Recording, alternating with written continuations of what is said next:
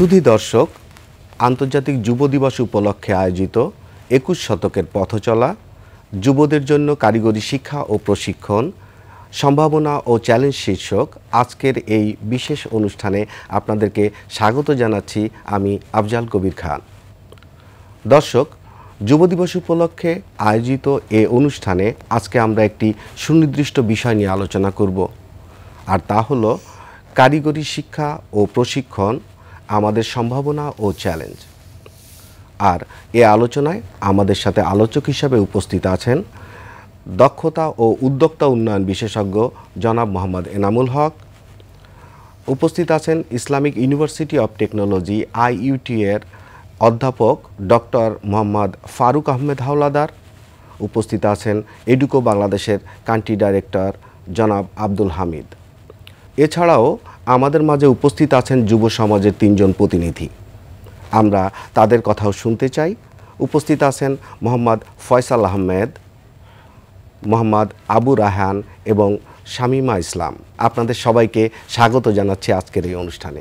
সুপ্রিয় দর্শক, আসুন অনুষ্ঠানের শুরুতে কারিগরি ও বৃত্তিমূলক শিক্ষা ও প্রশিক্ষণ ও এর গুরুত্ব বিষয়ক আমরা একটি সংক্ষিপ্ত তথ্যচিত্র দেখে আসি।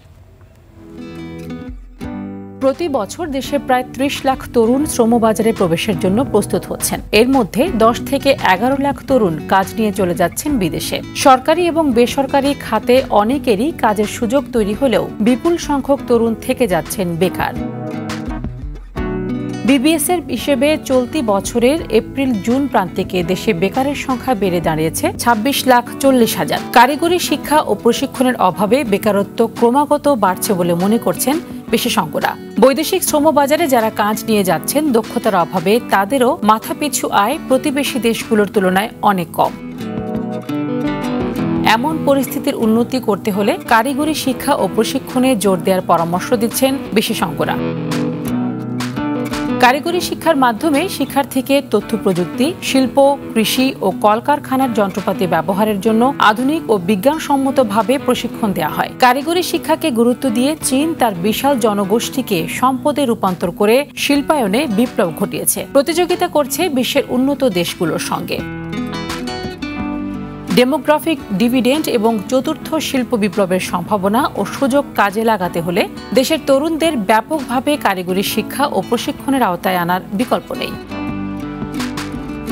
সরকার ২০৪১ সালের মধ্যে বাংলাদেশকে উন্নত দেশের কাতারে নিয়ে যাওয়ার লক্ষ্য ঠিক করেছে। টেকসই উন্নয়ন লক্ষ্যমাত্রার ৮ নম্বর লক্ষ্যে ২০৩০ সালের মধ্যে যুব সমাজ ও প্রতিবন্ধী জনগোষ্ঠীর জন্য উৎপাদনশীল, শোভন ও মজুরি বিবেচনায় মর্যাদাকর কর্মসংস্থানের সুযোগ তৈরির কথা বলা হয়েছে। এই লক্ষ্যগুলো অর্জন করতে হলে তরুণদের ব্যাপকভাবে কর্মমুখী শিক্ষা ও প্রশিক্ষণের আওতায় আনতে হবে বলে মনে করছেন বিশেষজ্ঞরা।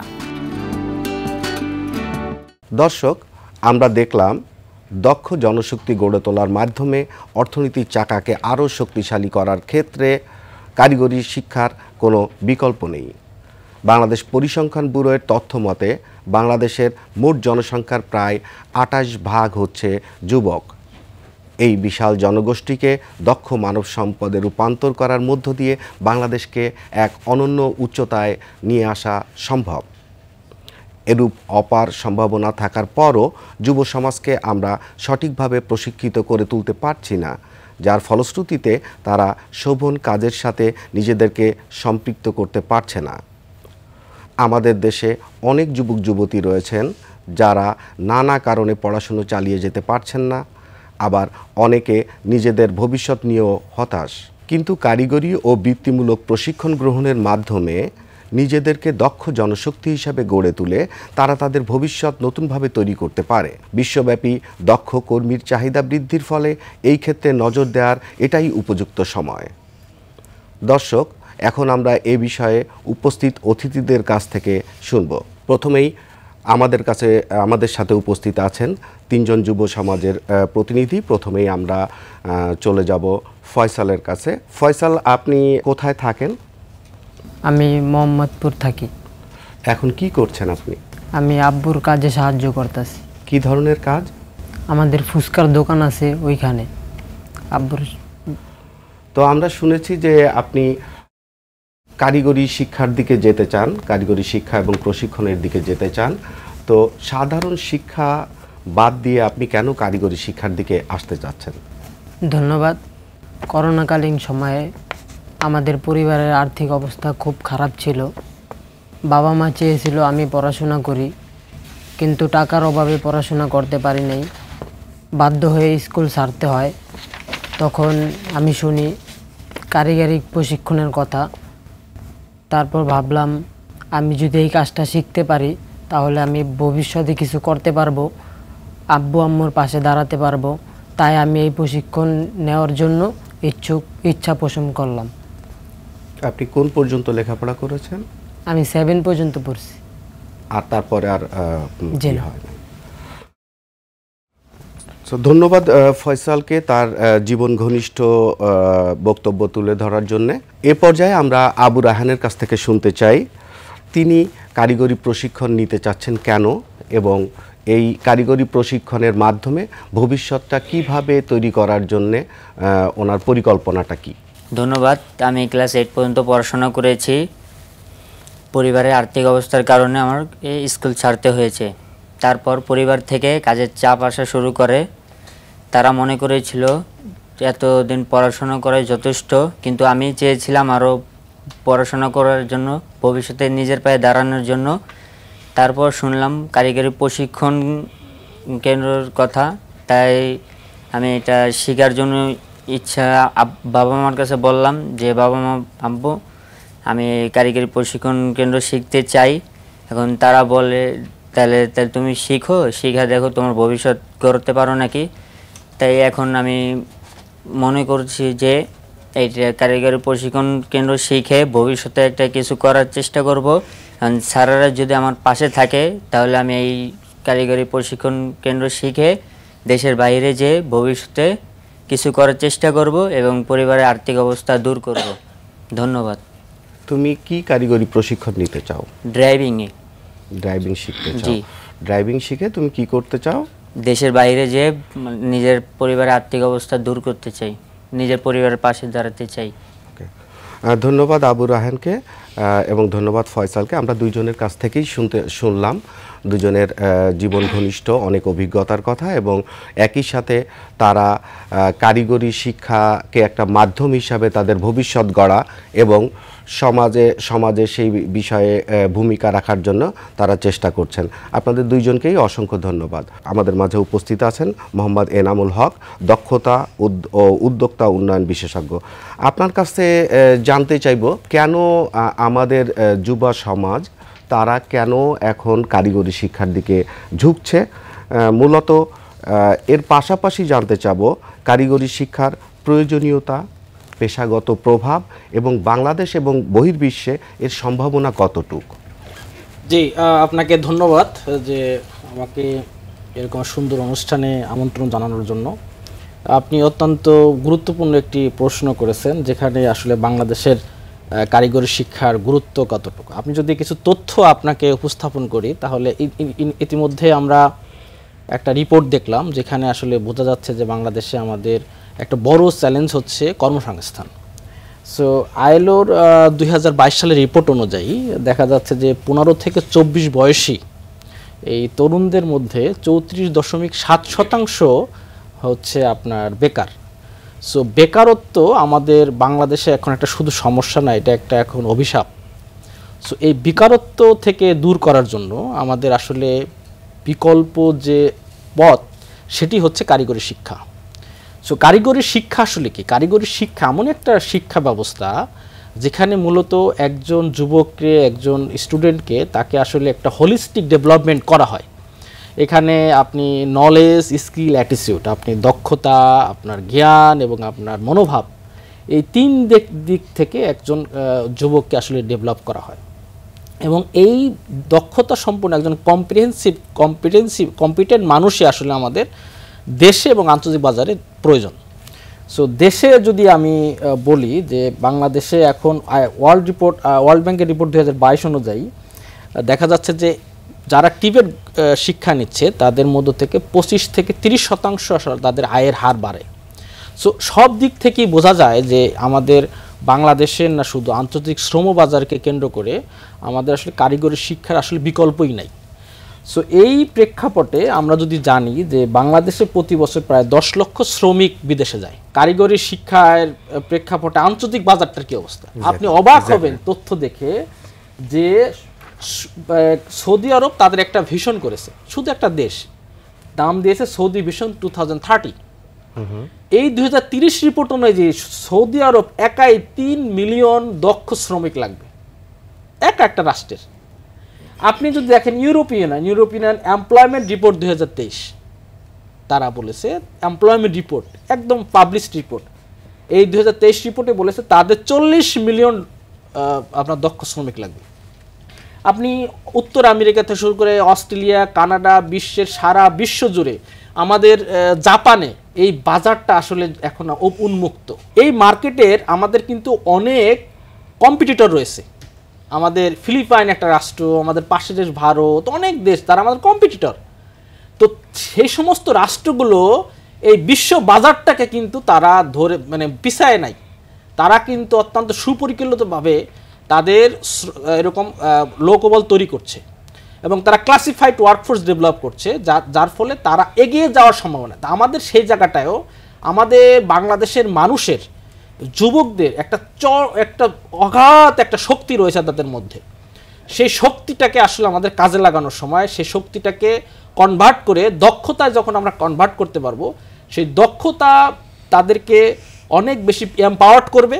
সেই এম্পাওয়ার্ড করার ফলে আমাদের এই দেশ এবং বিশ্ববাজারে আমরা অনেক আমরা একটা বড় অবস্থানে নিয়ে যাব এবং এটি হওয়া দরকার রাষ্ট্রীয়ভাবে 1 নম্বর প্রায়োরিটি। তাহলেই হচ্ছে আগামী বিশ্বে আমরা উজ্জ্বল বাংলাদেশ দেখতে পারবো, সমৃদ্ধ বাংলাদেশ দেখতে পাবো। অনেকগুলো গুরুত্বপূর্ণ তথ্য আমরা জেনেছি, হয়তো আমাদের অনেকের জানা ছিল না। এত বড় শ্রমবাজার আমাদের জন্য রয়েছে, সেখানে দক্ষ মানব শক্তি তৈরি করা অবশ্যই আমাদের এখন অগ্রাধিকার পাওয়া দরকার। এর পর্যায়ে আমরা আবার একটু ফিরে যাব। আমাদের যুব সমাজের প্রতিনিধি আমাদের মাঝে আছেন শামীমা ইসলাম। শামীমা, আপনিও হয়তো আমরা যতটুকু শুনেছি যে কারিগরি শিক্ষার কথা চিন্তা করছেন বা কারিগরি শিক্ষার দিকে যেতে চাচ্ছেন। আপনার এক্ষেত্রে মনে হচ্ছে আপনি বা আপনাদের মতো যুবা যারা আছেন, কারিগরি শিক্ষা গ্রহণের ক্ষেত্রে কি ধরনের বাধা বা প্রতিবন্ধকতা কি ধরনের থাকতে পারে বা আছে বলে আপনার মনে হচ্ছে? ধন্যবাদ। আমার মনে হয় সবচেয়ে বড় প্রতিকূলতা হচ্ছে কাজের সুযোগ পাওয়া। প্রশিক্ষণ নেওয়ার পর যদি কাজ না পাই, সেটা সবচেয়ে বড় হতাশাজনক হবে। তারপরে আমাদের মতো মেয়েরা যারা প্রশিক্ষণ নিতে চাই, তাদের জন্য সবচেয়ে বড় ঝুঁকিপূর্ণ হচ্ছে নিরাপত্তা আর যাতায়াত ব্যবস্থা। দূরত্বের কারণে, অনেক সময় দূরত্বের কারণে যাতায়াত করতে সমস্যা হয়, এটা এক ধরনের ঝুঁকি। তারপরে আবার পরিবার থেকে নানা ধরনের চাপ আসে, যেটা মেয়েদের ফেস করতে হয়। এছাড়া প্রশিক্ষণের যে খরচ বহল, এটাও এক ধরনের বড় সমস্যা হতে পারে। তো সব মিলিয়ে মেয়েদের ঝুঁকিপূর্ণ অনেক দেখা যায়, যে বিশেষ করে যে নিরাপত্তা, যাতায়াত ব্যবস্থা, এটাই সবচেয়ে বড় ঝুঁকি। কিন্তু কারিগরি শিক্ষা প্রতিষ্ঠান কি সব আছে? সব জায়গায় কি পাওয়া যায়? সেটা কি কোনো প্রতিবন্ধকতা? সেটা এক ধরনের সমস্যা, সব জায়গাতেও এটা পাওয়া যায় না। দূরত্ব হয়, দূরে থাকে, কাছে খুবই কম, আশেপাশে খুবই কম হয়, দূরে বেশি, এই জন্য যাতায়াত সমস্যা একটু বেশি। আপনার জানা মতে এমন কেউ কারিগরি শিক্ষা নিচ্ছে বা নিয়েছে বা নিতে চায়, কোনো প্রতিবন্ধকতার কথা কি আপনাকে কখনো বলেছে যে এই কারণে সে পারছে না বা তার ইচ্ছা থাকা সত্ত্বেও সে যেতে পারছে না, এরকম কিছু?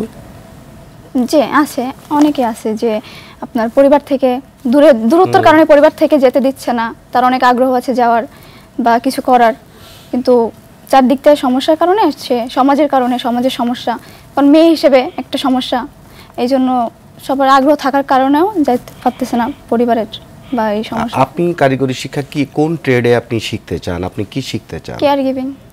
Care giving. ওকে, ধন্যবাদ শামীমাকে, অসংখ্য ধন্যবাদ তার বক্তব্য তুলে ধরার জন্য এবং চ্যালেঞ্জগুলো খুব একেবারেই প্র্যাকটিক্যাল চ্যালেঞ্জ যেগুলো আমরা বলি, সেইগুলো আসলে জানানোর জন্য। দর্শক, আমরা এই পর্যায়ে ডক্টর ফারুক সাহেবের কাছে চলে যাব। আপনার কাছ থেকে শুনতে চাবো যে প্রতিবন্ধকতাগুলোর কথা আমরা শামীমার কাছ থেকে এইমাত্র শুনলাম, তাছাড়াও অনেকগুলো প্রতিবন্ধকতা আছে। সেই প্রতিবন্ধকতাগুলো কি এবং বর্তমান সময়ে এই প্রতিবন্ধকতাগুলোকে আমরা কিভাবে মোকাবেলা করছি এবং ভবিষ্যতে আমাদের আসলে কি পরিকল্পনা নেওয়া উচিত? ধন্যবাদ জনাব আফজাল কবির খান। আমি প্রথমে শুরু করব শামিমার একটা কথা দিয়ে যে কারিগরি শিক্ষা করে জব পাওয়াটাই একটা চ্যালেঞ্জ, হ্যাঁ সেটা এখন আমাদেরকে দেখতে হবে আসলে জব যারা জব দিবে এমপ্লয়ার তারা তো খুঁজবে যে বেস্ট একজন এমপ্লয়ি তারা খুঁজতে, যাদের জন্য যেখানে কোম্পানির জন্যই প্রফিটেবল হবে শ্রম দিয়ে। তাহলে আমাদের যে কারিগরি শিক্ষার প্রতিষ্ঠানে আমরা যে কারিগরি শিক্ষা নিয়ে যাদের তৈরি করি আমরা বলি গ্রাজুয়েটসদের ওই জব ওরিয়েন্টেড দক্ষতা দিয়ে যদি দিতে পারি তাহলে তারা নিবে, তারা সন্তুষ্ট হবে। তারা আরও বলবে, আপনারা দেখেন আমাদের দেশে যেই প্রতিষ্ঠানগুলি আছে সেখানে অনেক প্রতিষ্ঠানে আমি জানি যে অলরেডি চাকরি পাশ করার আগেও তাদের সাথে যোগাযোগ করে তাদের যেন গ্রাজুয়েটস তাদের দেয়। আবার কোনো প্রতিষ্ঠানে দেখবেন যে পাশ করার পরেও জব পাচ্ছে না। আমাদের কারিগরি শিক্ষা বিভিন্ন লেভেলে দেওয়া হয়, সার্টিফিকেট লেভেলে দেওয়া হয়, যেমন আমাদের basic worker, semi skilled worker, তারপরে skilled worker, highly skilled worker, তারপরে সুপারভাইজার, তারপরে diploma engineer, mid level manager. এরা পাশ করে কিন্তু সবাই কিন্তু জব পাচ্ছে না। জব পাওয়াটা কিন্তু চ্যালেঞ্জ। তাহলে আমাদের জব পাওয়ার যাতে পেতে পারে সেই উপযোগী গ্রাজুয়েটস তৈরি করতে হবে। এখন টিচিং মেথোডোলজির মধ্যে অনেক বিভিন্ন রকম মেথডস এবং টেকনিক্স স্ট্র্যাটেজি আমরা ইউজ করি। এখন ওয়ার্ল্ড ওয়াইড আমরা বলি যে most effective way of teaching students আর ওয়ার্ক বেসড ট্রেনিং, অর্থাৎ আমাদের যুবকরা যেখানে গিয়ে কাজ করবে সেই কাজ কিভাবে করবে ওই রকম কাজগুলির রিলেটেড শিক্ষা দিতে হবে। প্রজেক্ট বেসড ট্রেনিং ইত্যাদি দিতে হবে। সো আমাদের দক্ষ শিক্ষক থাকতে হবে। এখন দক্ষ শিক্ষকরা যখন পড়াবেন তখন তাদের হাতে আমরা একটা ডকুমেন্ট দিতে হবে যে কি পড়াবেন।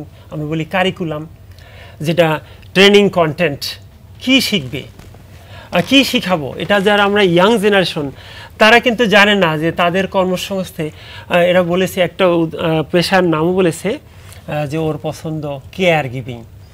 এখন কেয়ার গিভিং বাংলাদেশে এবং বিদেশে কি হচ্ছে, ওই এরা ইয়াং, এদেরকে কিন্তু বলতে হবে যে দক্ষ লোক, কেয়ার গিভিংয়ে যারা দক্ষ লোক আছে তাদেরকে ইনভাইট করে আমাদের জানতে হবে কি কি দক্ষতা থাকা দরকার, কি কি জ্ঞান থাকতে হবে, কি কি অন্যান্য দক্ষতা থাকতে হবে ভাষাগত সহ, সেইগুলি আমাদের কারিকুলামের মধ্যে আনতে হবে।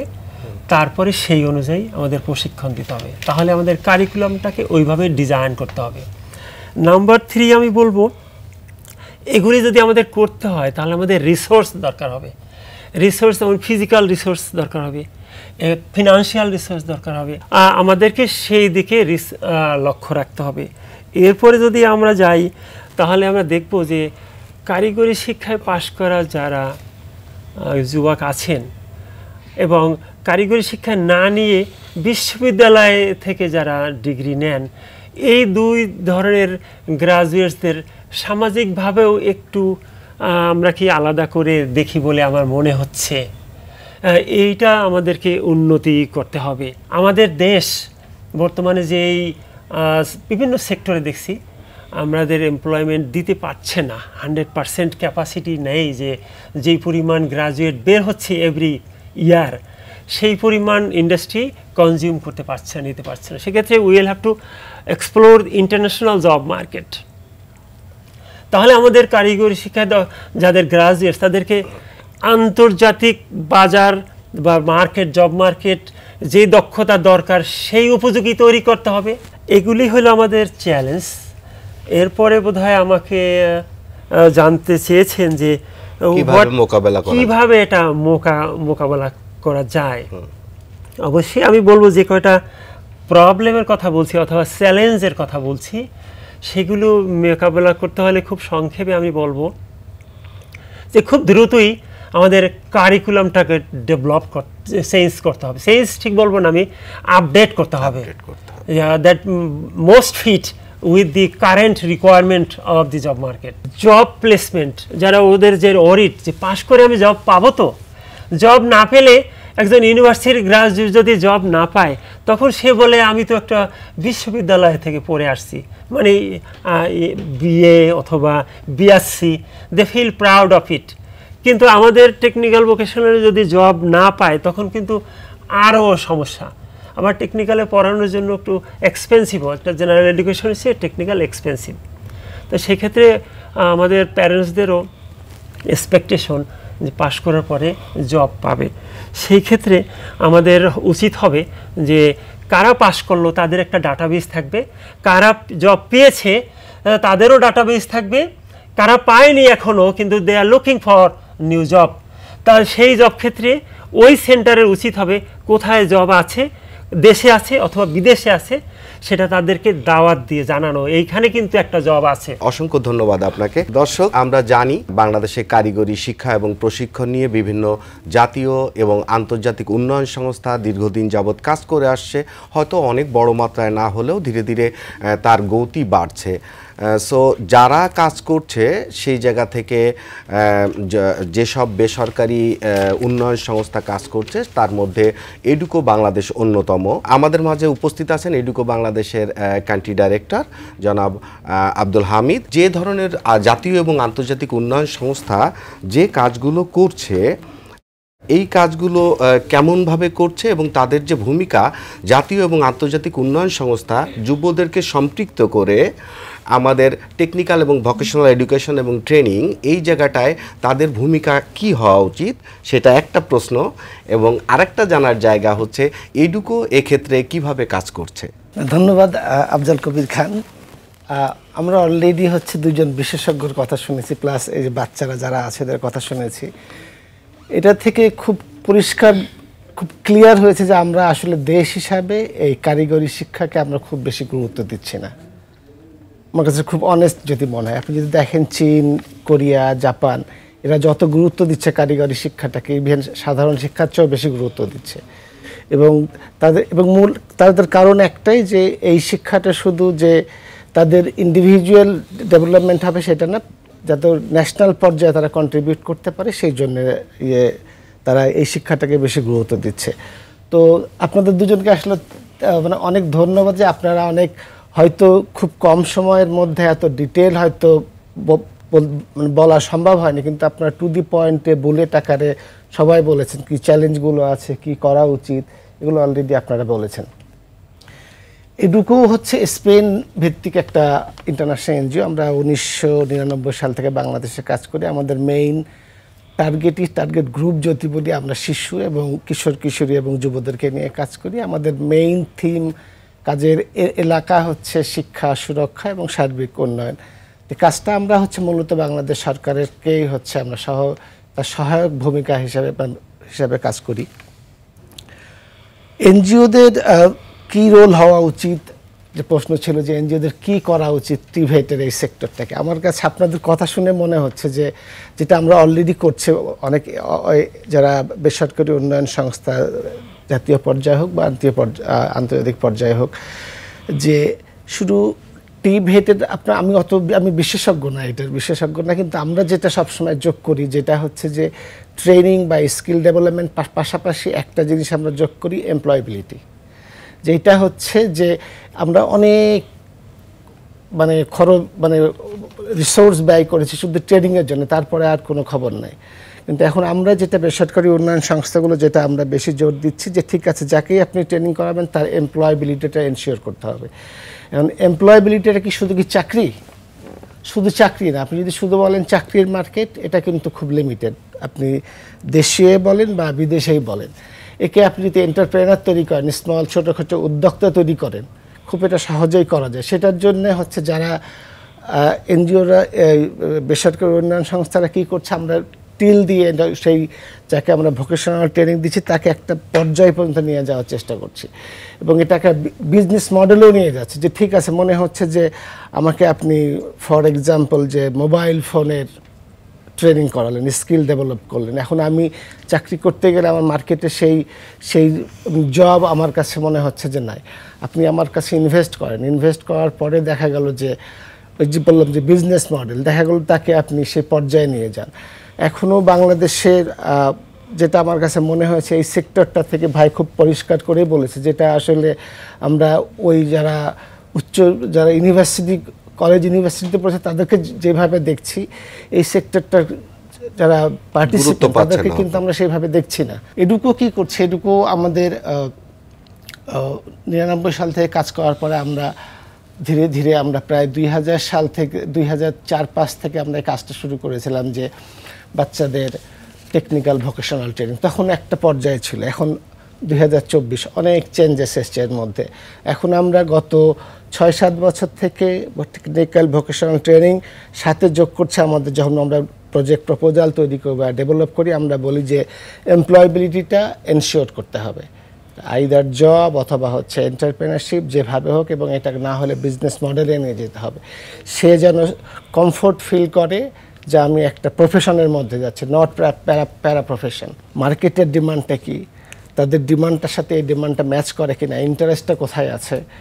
তারপরে হচ্ছে যারা এমপ্লয়ার তাদের সাথে কথা বলেছি, যারা বিজনেসের সাথে আছে তাদের সাথে কথা বলেছি, যারা মাইক্রো ফাইন্যান্স বা এই লোন বা ব্যাংক তাদের সাথে কথা বলেছি। কেউ যদি মনে করে যে আমি চাকরিটা করব না, আমি হচ্ছে বিজনেস করব, তারা কী পরিমাণ তারা লোক মানে অর্থায়ন করতে পারে, যাকে নিব তার সেই রিস্ক টেকিং ইয়েটা আছে কিনা, এই জিনিসগুলো আমরা অনেক অ্যানালাইসিস করে আমরা করেছি। আমরা শুধু টিভেটটাই বলছি না, পাশাপাশি আপনি খুব পরিষ্কার করে বলছেন যে এর সাথে যে আমাদের একটা প্রোগ্রাম আছে, আমাদের অ্যাডোলেসেন্ট ইয়ুথ ডেভেলপমেন্ট প্রোগ্রামটা অনেক বড়। আমাদের প্রায় ক্লাব আছে, আমরা ক্লাব বলি, 310টার মতো ক্লাব আছে, এখানে 50-60 হাজার বাচ্চাকে নিয়ে আমরা এই কাজগুলো করি। এটা বাদে আমাদের প্রথম কাজটা হচ্ছে লাইফ স্কিল এডুকেশন। এই লাইফ স্কিল এডুকেশনের মধ্যে লিডারশিপ, তারপরে অনেক কিছু এই স্কিলগুলো আছে, যে সে যেন একটা পরিপূর্ণ, আপনি যখন টিভেটের এই কাজটাতে সে যখন আসবে, সে যেন তার ওই লাইফ স্কিলগুলোও শিখে আসতে পারে, রিস্ক কীভাবে টেক করতে হয়, কীভাবে কমিউনিকেট করতে হয়, ওইগুলো সবগুলো একটা কাইন্ড অফ কমপ্লিট প্যাকেজ একটা আমরা এডুকো এই কাজগুলো হচ্ছে আমরা করে যাচ্ছি। তো এটা করতে যে ধরেন যে আমরা আমাদের যারা সহযোগী সংস্থা আছে তাদের সাথে কাজ করছি, আমরা শ্রম মন্ত্রণালয়ের সাথে কাজ করতাম, আপনাদের সাথে ইনশাল্লাহ আমাদের ফিউচারে কাজ করব। কিন্তু আমি সবাইকে বলবো যে আমাদেরকে আসলে এই কাজটাতে তো এটা একক কাউরির কাজ না, এটা অনেকগুলো সেক্টরের সাথে জড়িত, সবাই মিলে একসাথে এখানে কাজ করতে হবে। এটার কোনো বিকল্প নয় আসলে, যে আমি বিচ্ছিন্নভাবে থেকে হচ্ছে আমি কাজ করলাম, আমি খুব ভালো কাজ করছি, আমার উপরে আর কেউ কাজ করছে না, এমনি করলে আমরা কেউ আগিয়ে নিয়ে যেতে পারবো না। এখানে সব সেক্টরকে আগিয়ে আসতে হবে, সবাইকে আসতে হবে, এবং একসাথে কাজ করলে এই সেক্টরটার একটা অপার সম্ভাবনা আছে, এটা ডেফিনেটলি এটা সম্ভব। আমরা ডেফিনেটলি উনি বলেছে যে মালয়েশিয়া কী করছে, সিঙ্গাপুর কী বলছে, জাপান কী করছে, তো ওদের মতো করে যদি আমরা ওই সেক্টরটাকে, ওই মাইন্ডসেটটাকে যদি ঠিক করতে পারি যে যে যে এই সেক্টরটা একটা মানে সাবসেক্টর হয়ে গেছে, মানে আলাদা সেক্টরটাকে সাবসেক্টর করে ফেলেছি, প্যারা প্রফেশন করে ফেলেছি, এটাকে না করে যদি আমরা ভাবি যে এটাই আমাদের ফিউচারের জন্য, ফিউচার জেনারেশনের জন্য, ফিউচার জন্য এটা আমাদের ভবিষ্যৎ গড়ে তুলবে, ডেফিনেটলি আমাদের সবাইকে মিলে একসাথে কাজ করা উচিত। ধন্যবাদ জনাব আব্দুল হামিদ। আমরা বাংলাদেশের বেসরকারি উন্নয়ন সংস্থা কিভাবে কারিগরি শিক্ষা এবং প্রশিক্ষণ নিয়ে কাজ করছে আমরা ওনার কাছ থেকে জানলাম, একই সাথে এডুকো বাংলাদেশ এক্ষেত্রে কী ভূমিকা রাখছে সেটাও আমরা জানতে পারলাম। দর্শক, আমরা একেবারেই অনুষ্ঠানের শেষ পর্যায়ে আছি। আমরা জানি এই তথ্য সরকারের নীতি নির্ধারকদের এই সংশ্লিষ্ট বিষয়ে কার্যকরী পদক্ষেপ নিতে ভূমিকা রাখবে। দর্শক, আমরা জানি কারিগরি শিক্ষায় বিশেষ গুরুত্ব দেওয়ার ফলেই চীন, জাপান, দক্ষিণ কোরিয়ার মতো দেশ তাদের শক্ত অর্থনৈতিক ভিত গড়ে তুলেছে, আর যাতে করে তাদের যুব সমাজ শোভন কর্মসংস্থানের মাধ্যমে আত্মনির্ভরশীল হতে পেরেছে। আজকের দিনে আমাদের প্রত্যাশা, আমাদের যুব সমাজ মানসম্মত কারিগরি শিক্ষায় প্রশিক্ষিত হয়ে দেশ গঠনে উল্লেখযোগ্য ভূমিকা রাখবে। আজকের অনুষ্ঠানে উপস্থিত হওয়ার জন্য আজকের অতিথিদেরকে আন্তরিকভাবে ধন্যবাদ এবং কৃতজ্ঞতা জানাচ্ছি তাদের সুচিন্তিত মতামত প্রদানের জন্য। দর্শক, আমরা জানি কারিগরি শিক্ষার বিশেষ গুরুত্ব দেওয়ার কারণেই চীন, জাপান, কোরিয়ার মতো দেশ তাদের শক্ত অর্থনৈতিক ভিত গড়ে তুলেছে, আর যাতে করে তাদের যুব সমাজ শোভন কর্মসংস্থানের মাধ্যমে আত্মনির্ভরশীল হতে পেরেছে। আজকের দিনে আমাদের প্রত্যাশা আমাদের যুব সমাজ মানসম্মত কারিগরি শিক্ষায় প্রশিক্ষিত হয়ে দেশ গঠনে উল্লেখযোগ্য ভূমিকা রাখবে। অতিথিদের সবাইকে আন্তরিক ধন্যবাদ জানাচ্ছি এবং কৃতজ্ঞতা প্রকাশ করছি আজকের অনুষ্ঠানে উপস্থিত হয়ে সুচিন্তিত মতামত দেওয়ার জন্য। দর্শক, আজকে এ পর্যন্তই। আপনারা ভালো থাকুন, সুস্থ থাকুন। আল্লাহ হাফেজ।